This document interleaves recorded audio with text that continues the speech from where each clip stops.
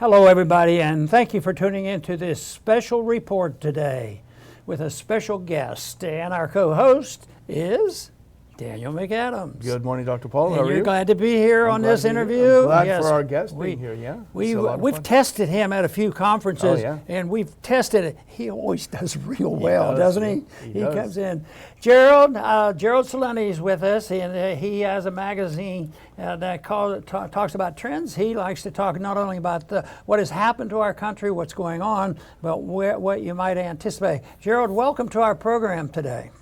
Oh, thank you so much for having me. It's a true honor to be on with both of you. So thank you so much.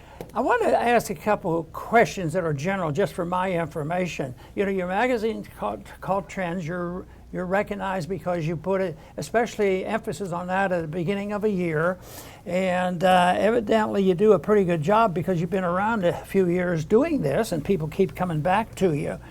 But I wanted to ask you about the difference between identifying and talking about a trend versus a precise forecast, because I know a lot of investment people like to read your stuff, and I think there is a difference because one's making precise investments, and Austrian economics talks a little bit about. But just tell me how you look at that. Do you agree that there is a little bit of difference between trends versus saying next week gold's going to be $500,000 or whatever?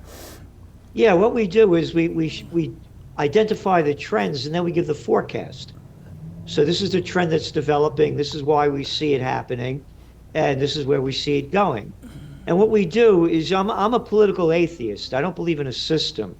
I look at things the way they are, not the way I want them to be. And so in looking at trends, you have to look at the world. So, for example, you got the war going on now, the Israel war. I go to Haaretz, the Israeli newspapers, Times of Israel. I go to Jerusalem Post, as well as going to the Iranian newspapers, Tehran News, ISNA, IRNA, and Al Jazeera, and the American press, the Western press, Euro News. So in looking at the trends, you have to look at the world and again, just take the information and then you give your forecasts. This is our analysis of what they're saying, and this is where we see it going. Okay, do you have one special bit of information as far as trends for the moment, for the beginning of this year? Is there one more outstanding trend that you want the viewers to hear about? Well, people are interested in, there are two of them. One of them on the economic front. We are going to go through an economic crisis this year, the likes of which we've never seen before. Let's go back to March of last year. Oh, the Silicon Valley Bank bust, the First Republic. That's nothing. When they locked down everything during the COVID war, over 3 years ago, we forecast an office building bust. People are not going back to work. Your office occupancy rate, according to Castle Systems with a K, is 50%. Wow. Your office vacancy rate, meaning empty buildings, 20%. How are the people that own these buildings going to pay their loans? Oh, and their loans are revolving loans. They got to repay them as interest rates went way up. They bought this stuff at very low interest rates. You're going to see a banking crisis, the likes of which we've never seen before, and no one is talking about it in the major media. They're totally silent about it. And then you put the big picture together, and this is where you go with trends. How about all the businesses that used to depend on commuters? The delicatessens, the restaurants, the shoe shops, the hairdressers, on and on and on and on. But finito. Oh, how about all the bus companies going out of business because less and less people are commuting? Mm-hmm. And this is, again, what happened was when people were forced to stay home day after day, week after week, year after year, they're saying to themselves, holy Christ, I'm getting up at 5 o'clock in the morning to commute an hour and a half each way, and it's costing me all this money. I'm not going to do it anymore. Then you got the guy, or people that own the tenants, and they say, listen, stay home a couple of days a week, only come in 2 days, 3 days a week. I don't need all this space. They're sitting in cubicles over here. I don't see them every day. I'll save a lot of money. No one is talking about this. We're going to see a banking bust, the likes of which we've never seen in modern history. Gerald, that's enough for now. I don't know. But you did have two items, so what's your second one? Well, unfortunately, it's World War III. It's already begun. And it began with the Ukraine war. It was one of the covers of our Trends Journal magazine. It said from COVID war to Ukraine war to World War. And now the Israel war. And not my language, but language, again, we put the language that they're talking about. They're ramping it up. They're bombs away in Lebanon, bombs away in Syria, Israel is doing, which they've been doing for a long time. But now it's escalating in Lebanon, and now Hezbollah is going to get involved in it. And people forget that Hezbollah beat the Israelis and threw them out of Lebanon. But nobody talks about that. And now what happened just in the last couple of weeks? Almost 100 people died in blasts for a ceremony of Soleimani, the former Iranian general that was killed by the Trump administration in 2020 when he was in Iraq, quote, for peace talks. And there was a ceremony that people got blown up. Iran is blaming it on Israel. And then a few weeks ago, the Israelis wiped out another Iranian commander. If Iran, and then you got the Houthis over there, stopping ships going into Israel in the Red Sea, and other shipping companies changing the routes, so it's bringing up inflation, costing more. If Iran gets involved in this war, it's going to become official. Look, you know the story. One of my sayings is, when all else fails, they take you to war. What followed the Great Depression? World War II. And again, I tell everybody, go to History Today, put up Franklin Roosevelt puts sanctions on Japan. He seized all Japanese assets in America in July of 1941. Pearl Harbor's in December. Why did he seize them? Again, not my language. History Today, mainstream. Those dirty Japanese, you know what they did? They invaded French Indochina. French Indochina? What the hell are the French doing in Cambodia, Laos, and Vietnam? And they're calling it Indochina, French? Oh, they're stealing their rubber, their tin, rape, robbing, pillage. How dare the Japanese go in there? And then the British and the Dutch put sanctions on Japan, where they lost, again, History Today, 3/4 of their global trade and 88% of their imported oil. They only import 100%. Can't understand why they bombed Pearl Harbor. What I'm saying is, the wars go on. They only become, quote, official at a flashpoint. Right. I believe Daniel has a question for you, Gerald. Well, I want to thank you for joining us, Gerald. You spoke at many of our conferences and always really delighted the audience. I'll remind our audience that your magazine is Trends Journal. You should subscribe to it if you're not already subscribed to it. Gerald is on Twitter X at Gerald Celente, so give him a follow. It's always provocative, Gerald. We've been following you for, 15 or 20 years now at least. So it's always great to talk to you. Now, it's interesting how you trace this timeline, because we've noticed it as well. It started with COVID, then it went to Ukraine. It's like, I can't believe they're doing this on COVID. Then Ukraine, I can't believe they're doing this. And now we're in the Middle East. I can't believe they're doing this.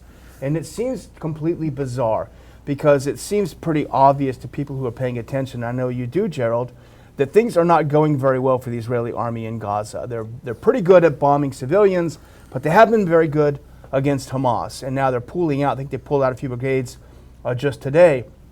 So you're losing the fight against Hamas. And so what do? Apparently, it seems to us, you escalate.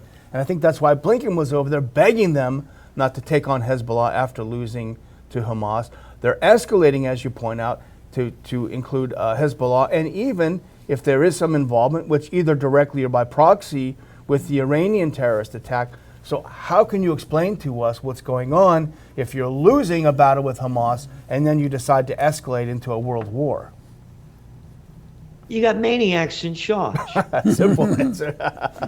I mean, again, when I say that when all else fails, they take you to war, people have no idea of the 39 weeks of hundreds of thousands of Israelis taking to the streets in protests of Netanyahu's Judicial Reform Act.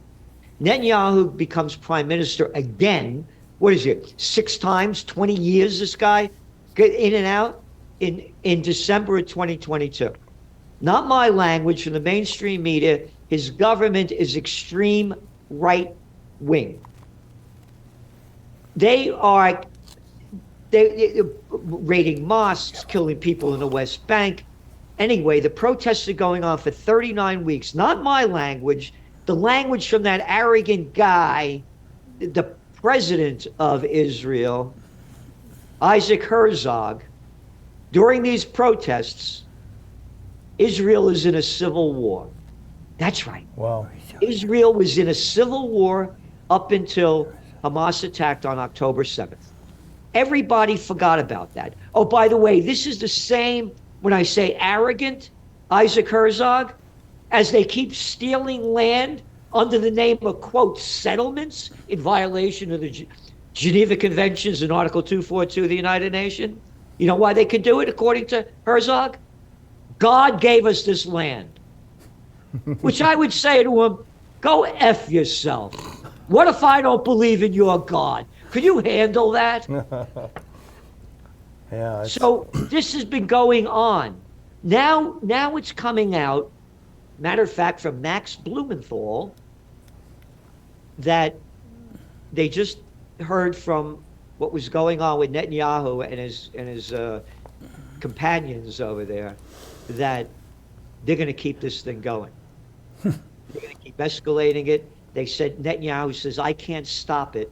The coalition behind me wants to keep it going. That's the language that they're saying. Right.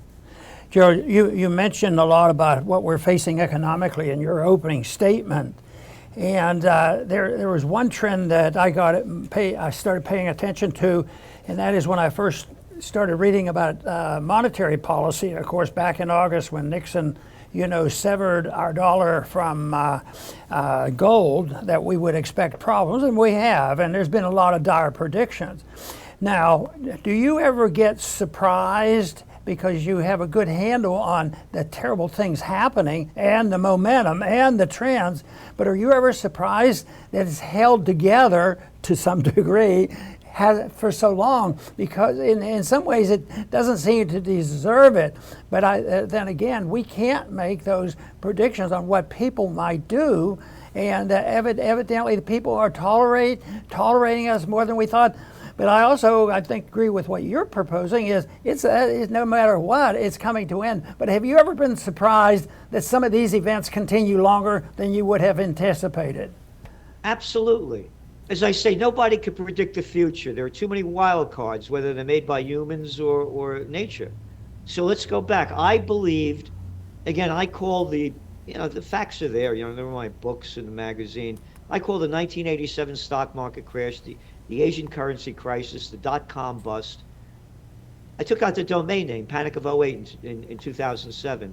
I thought the markets would crash again in 2012. They didn't teach me about, in Economics 101 or graduate school, about quantitative easing or zero interest rate policy. They'll make up anything.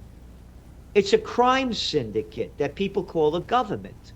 One of the covers of the Trends Journal, I think I can find it over here, that we came up with a while ago. I don't know where it is. But anyway, it's, here, is this it? No.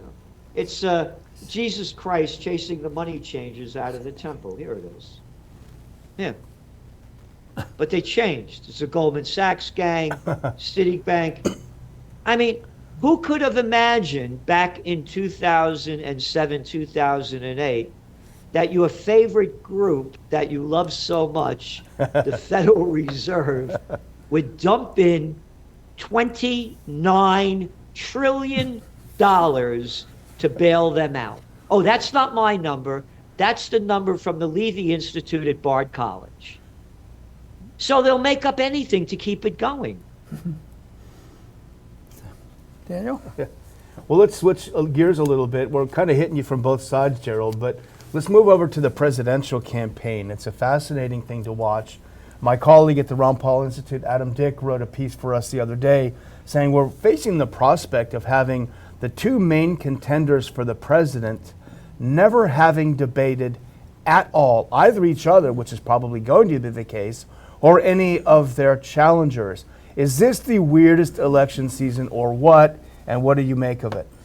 It is the weirdest election season. And what's very important about it is they only report mostly the polls that Trump could beat Biden. They don't look at the polls that the people don't want either one of them. Look at the freak show that we have. We call it a presidential reality show. That's all it is. It's made for TV. The people don't like either of them. And what is so disturbing to me, that we've had these two-party gang, again, I call them a crime syndicate, because by their deeds you shall know them. They're murderers and thieves. How many more wars do they have to start and kill and steal our money? How much more of our tax money do they have to give to the bigs and to their friends? And again, the bailouts. We haven't had a third party since when? Before Lincoln? That really had any kind of movement? The same gang has been running this show forever.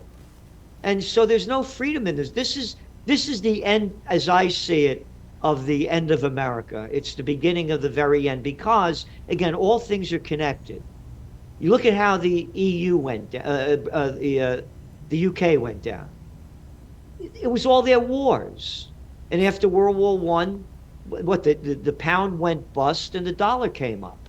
Now it's America's been fighting all those wars, and now you're going to see the dollar, again, all things are connected. The dollar is going to go down as they lower interest rates. This isn't rocket science. The dollar is only strong because of high interest rates. When the interest rates go down, it's going to begin the beginning of the death of the dollar. When the dollar dies, you're going to see America die with it. So we have become the country that our founding fathers hated and fought against, Great Britain. We became that. Because in the same aspect, they have His Majesty's government. What His Majesty? The guy doesn't pee or poo. What was it? His Majesty. We got the same thing. Every time these clowns go out, the president, roll out the red carpet. And what's the matter? We got to walk on a red carpet. Everybody's saluting them. And we'll tell you what to do. Your freedom is gone.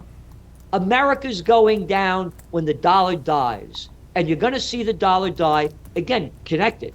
Look, how many more countries just joined the BRICS? 5 more?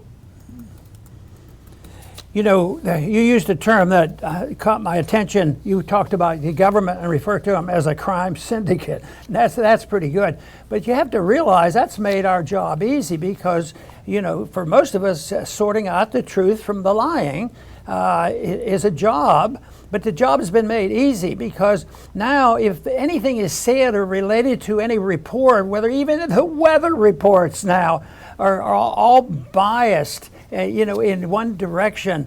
But so we can assume that they're telling a lie. And that seems to be unfair, but I think it's more accurate than saying, well, you know, in a free country and most people are honest, therefore we're going to hear the truth from the government. I think we hear the truth from the people we trust, and there's still a lot of people like that, but not the people that weasel their way into government, because then when they speak for the government, we can see the results of what's going on right now. But you know, I think this whole lying business is a big deal because they get to the point, and I like to use the word nihilistic and nihilism, because it's like a religion. They don't even seek, nor do they believe it exists. And you know, they don't have to worry about it. And I can remember as a kid that I couldn't understand communism. And they said, well, they don't believe, they believe the party determines the truth. And that helped me guide me along, because we live in an age now where the people sort of go along with this, but I still think there's a remnant out there that you try to stir up at times, and I think that's the only thing that we can do, at least make an effort to expose the syndicate on what they're and how they're treating us. Look, we talk about the what I call the presidential reality show. By the way, we own that trademark. You're the last person that I voted for president. I'm serious. I wouldn't vote. And how could people be so stupid to say they vote for a lesser of two evils? Evil is evil. There's no such thing as a lesser. That's like saying almost pregnant. But that shows you how bad the situation is. That we don't have alternatives to choose from. And again, you talked about the media. I used to be on everybody. I used to be on Oprah, the Today Show, Good Morning, everybody all the time. There's no journalism left anymore. Again, don't believe me. Look again. We write about in the magazine. All the bigs took over all of the newspapers. You remember, every time he got caught with his pants down, Bill Clinton bombs away over Baghdad, the guy that gave us the 1996 Federal Communications Act, that let the bigs take over everything. So what do you have now? They fired over almost 3,000 journalists, quote journalists, last year.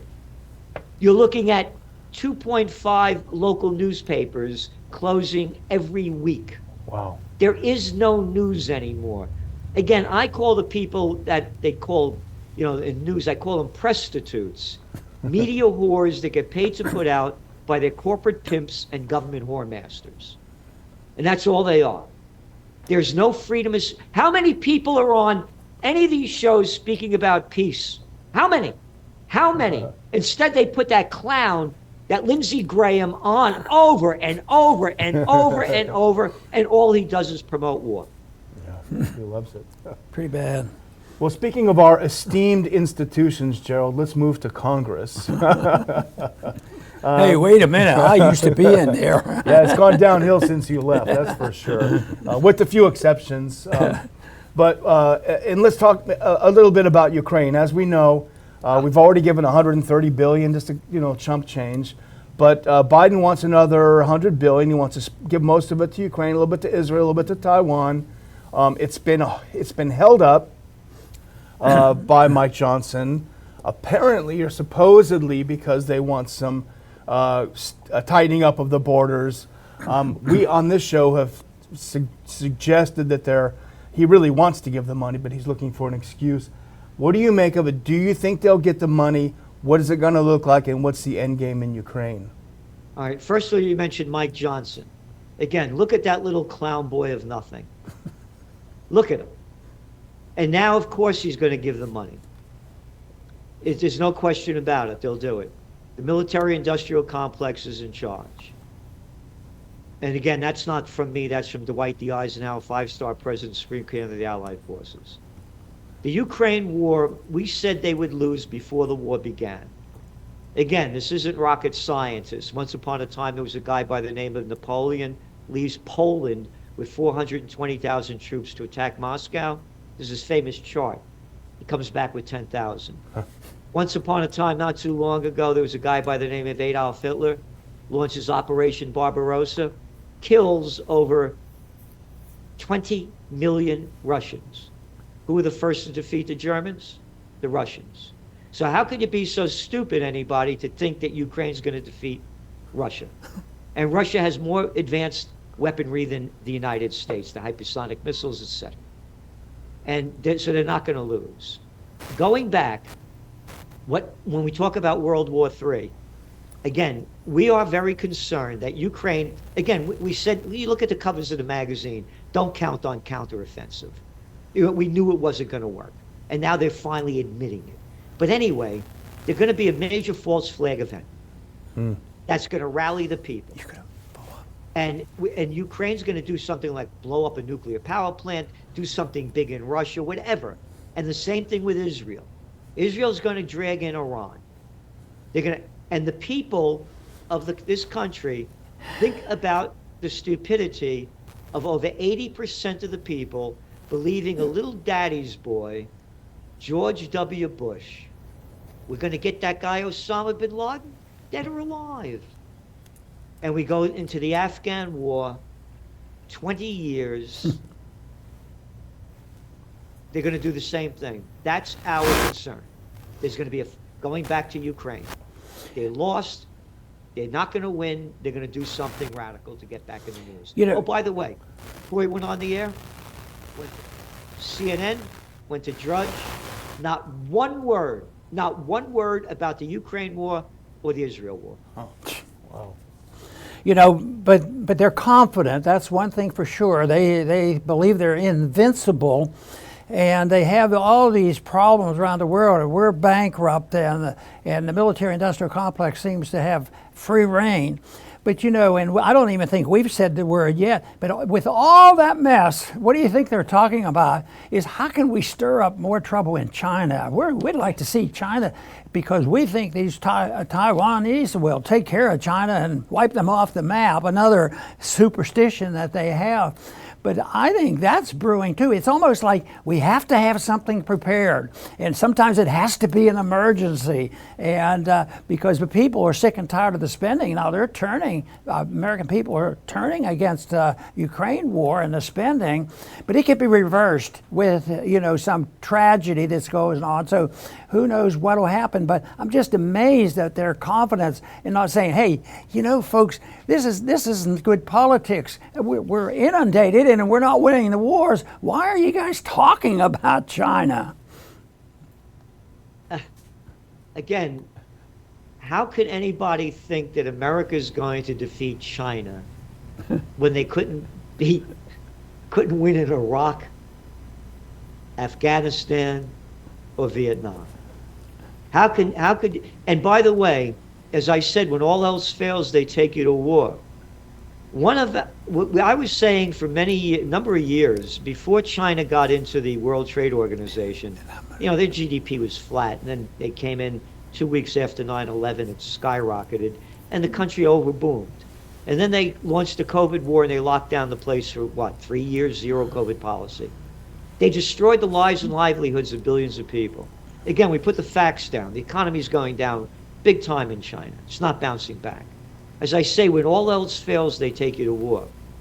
We believe Xi is there's a very strong probability that he'll make a move this year in escalating, getting Taiwan back.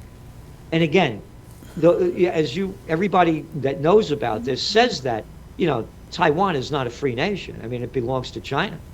And again, what is going on since the Ming Dynasty? And why am I involved in that as an American? Nobody knows George Washington's farewell address. This is a real man that fought, not like these little boys that are president that couldn't fight their way out of a paper bag that loved wars. His farewell address warning the American people not to get involved in any kind of foreign affairs. Have no love for a nation, have no hate for a nation, because if you do, you'll be a slave to them. What's none of mine? This stuff has been going on for centuries. We're going to solve it? Daniel? Well, Joe, I think we're getting low on time, but there's one thing that was in your Trends 24 issue, which I, again, urge all of our readers to subscribe and read. But you did talk about something that is in the news a lot, and we shouldn't go without mentioning it, is one of your predictions on migrants and migration. Give us your take on that. It's migrant madness, and the people are mad as hell. I mean, you could see New York. It's a freak show. I mean, I'm in New York. It's all over the place, between the homeless and the refugees up there swarming in. Dr. Paul, see if you correct me if I'm wrong on this.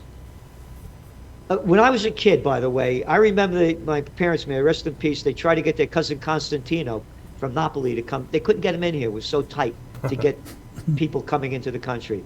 It changed during the Vietnam War with Lyndon Baines Johnson, when they're drafting all the guys my age and a little older, and he was the one first changed the immigration policy. And then I wrote in my book, Trends 2000, this came out in 1996, the internet revolution begins really at around 1992, 93. They gave the H-1B visas. They needed cheap labor. They're letting this, I believe, happen because again, when we were young guys, there were hardware stores, grocery stores, stationery stores, drug stores. Now they're all chains. The people aren't earning anything. You go to any one of those chains and there's a sign on the door, help wanted. They can't find people to work for nothing. And I think they want these people to keep coming in so they get more and more cheap labor and they get more votes for them. That to me is what's going on. And now let's take a look at the world. Again, all things are connected. When they overthrew Gaddafi, he warned that you get the videos there, you get rid of me, you're going to have a refugee crisis in Europe, because he was stopping them from coming in through Libya into Europe. And that's exactly what happened. The AFD party, that guy that just won in the Netherlands, one populist party after another. If there was a party in America that was a true populist party, meaning a party for the people, so I say, no, this is our country. No, you can't keep coming in. And by the way, you got to put these trends together. It's only going to get worse because there's going to be a global economic catastrophe at hand. Again, not from me. The World Trade Bank just came out yesterday, or the World Bank came out, on Tuesday, yesterday, that they expect the worst global economy in 30 years. So now all these countries are going down big time, and they were destroyed during the COVID war. The people are leaving because of lack of basic living standards, government corruption, crime and violence. The flood of refugees, it's only going to get worse. And again, think about it. You're going to win a war when you can't stop refugees from coming into your country? Gerald, I'm about to finish up, but I want to make a comment and let you give a statement to close your part up. But at the end of our programs, Daniel and I tend to make an attempt to say something where there's an opening, there's an out. It's not it's stone that the concerns that you and I and many others have, and that it can't be stopped because it's over. Because I think that's our job. If there is a remnant, philosophic, religious, or whatever you want to call it, of people who believe in telling the truth, it's not that complicated. All we have to have is find the people to tell truth. People will finally get fed up. I was impressed with what happened when the parents got fed up with COVID. They did speak out. It's still a problem, but there was an awakening by the people in a positive way. So I see that as very beneficial.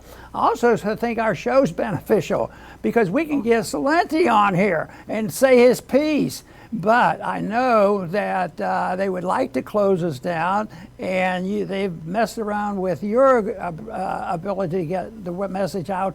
But you're here, and we're here, and it's not easy sailing. But I think we have to give people some hope, because people are fed up. And our job, and I think, Gerald, you're doing a great job, is alerting the people why you really ought to wake up. And there is something you can do. You can, anything from taking care of you and your family, but you have to try to change people's attitudes and ideas. And I think that's the most important, because I think what we have is a reflection of the deterioration of ideas led by the globalists and the progressives that despised a country that emphasized liberty at one time. So I know it's a little risky talking about something so positive as that when we know what's really coming, but it lets me sleep a little bit better. I don't want to lie awake at night. When are the bombs coming? And I also think that one of my personal rules is when you're dealing with these very serious ideas, that we should have as much enjoyment as possible. So we really enjoy having you on our program, and we're going to get a lot of comments, and we're going to get more viewers. So that's very positive. So Gerald, we thank you very much for being with us today, and hopefully we can do that again. Do you care to finish up? Yeah, well, first of all, thank you so much. I admire you so much. There's no man alive that I look up to more than you. and for all you've done, and the fight that you've had for the true meaning of the American spirit. And I believe it could change, of course, because not my words, but by a cat by the name of what, Samuel Adams. It does not take a majority to prevail, but rather an irate, tireless minority, keen on setting brush fires of freedom in the minds of men. And as you said, we're out there, but we have to unite under one party, and that party's not there with the right candidate to lead this charge. Very good. When that happens, it could change like that. Very good. It's been a great having you on the program. I want to say thank you very much to our viewers today for tuning in to this program, and please return to the Liberty Report soon.